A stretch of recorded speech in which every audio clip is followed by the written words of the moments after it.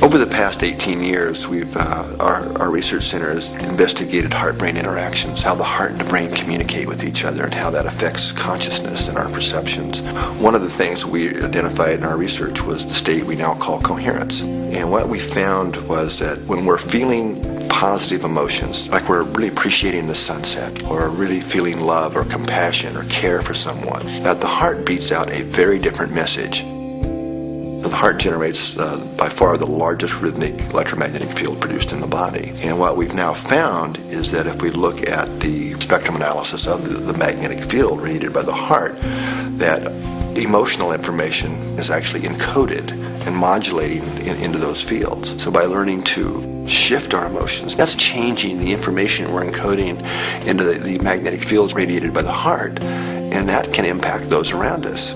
We are fundamentally and deeply interconnected with each other and the planet itself, and what we do individually really does count and matters.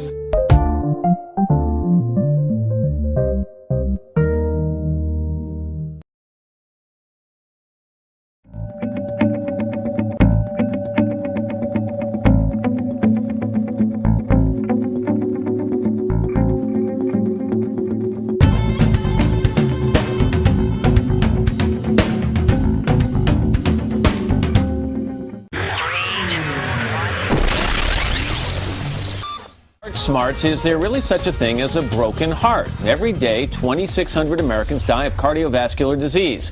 One person every 33 seconds. And despite big medical advances, more than 650,000 new heart attacks take place every year. That's why many believe that emotions may have a physiological effect on the heart. Cardiologist Mimi Garneri. The heart is something that is affected by emotions, affected by grief, affected by love. In fact, studies at the HeartMath Institute in Northern California indicate the heart is more than a pump. It actually sends messages to the brain.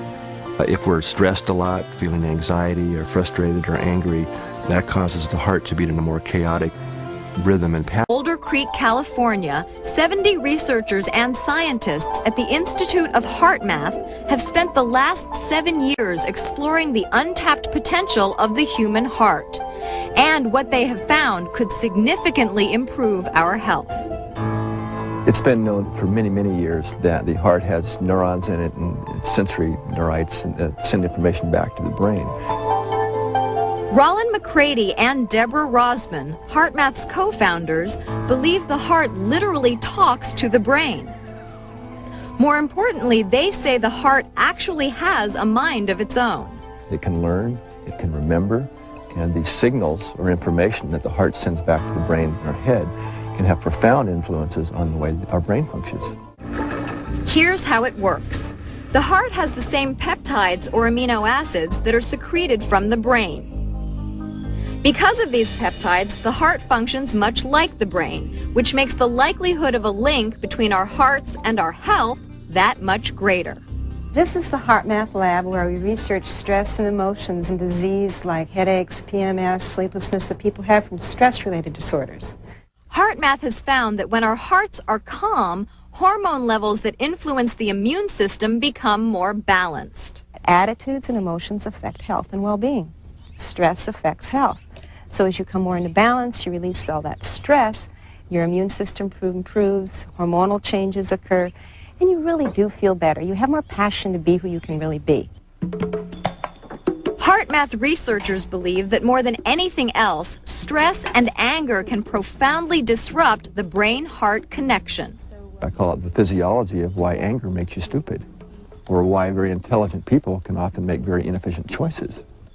And, the theory goes, these negative emotions can lead to greater risk of health problems.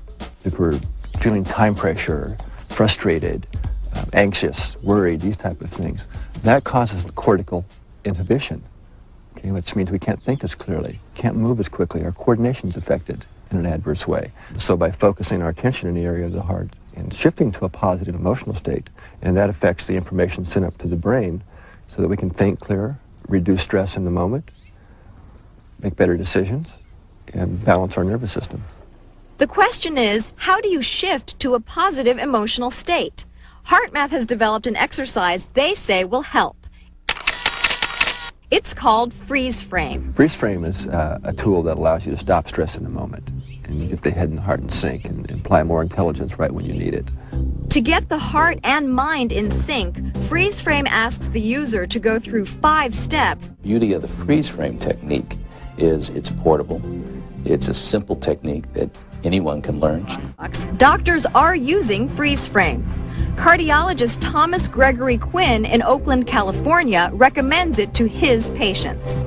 I've prescribed the HeartMath techniques to a number of patients, particularly those with heart disease and who are having trouble managing stress in their lives, and it's been met with wonderful success. If you are quick to anger, if you are the type of person that feels the pressure of never having enough time, these are independent risk factors for sudden death. The freeze frame technique can lessen that reaction. This technique can help people with medical conditions like imbalanced heart rhythms. It can help people reduce the stress that's associated with a lot of medical problems. Fibromyalgia, we've seen improvements there.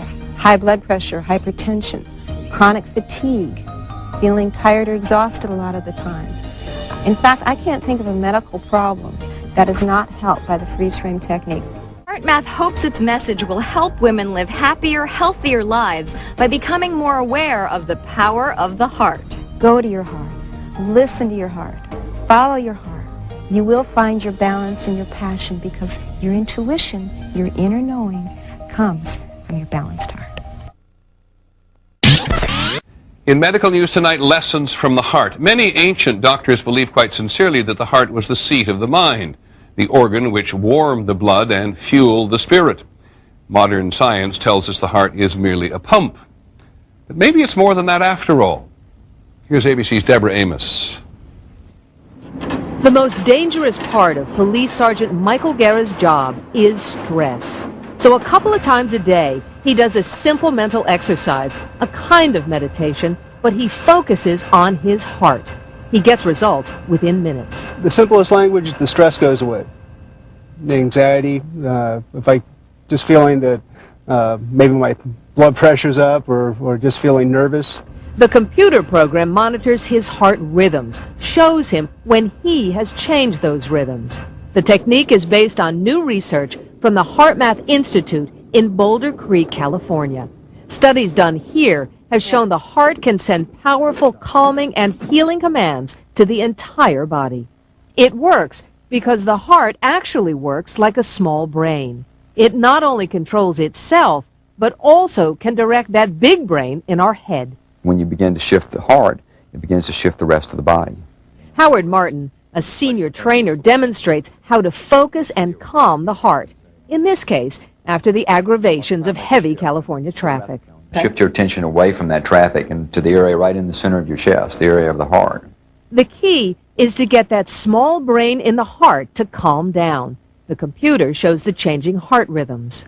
Now what I'd like you to do is to recall a positive feeling or time you've had in your life and attempt to re-experience it. Remarkably, simply by recalling a positive emotion, the heart rhythms smooth out in just a few minutes. When we're able to maintain a positive state, that helps people recover from congestive heart failure, diabetes, high blood pressure. Hands over your heart. Focusing on the heart also works for children. At New Horizons School in Fremont, California, teacher Santa Maria Johnson instructs her first grade class. We're going to get rid of all of our stresses. It gets all the sad feelings that happen to me at the playground. Every time? Mm-hmm. There is a marked difference in their attitudes and behaviors inside of the classroom. For children and adults, behaviors that come from the heart. Deborah Amos, ABC News, Boulder Creek, California.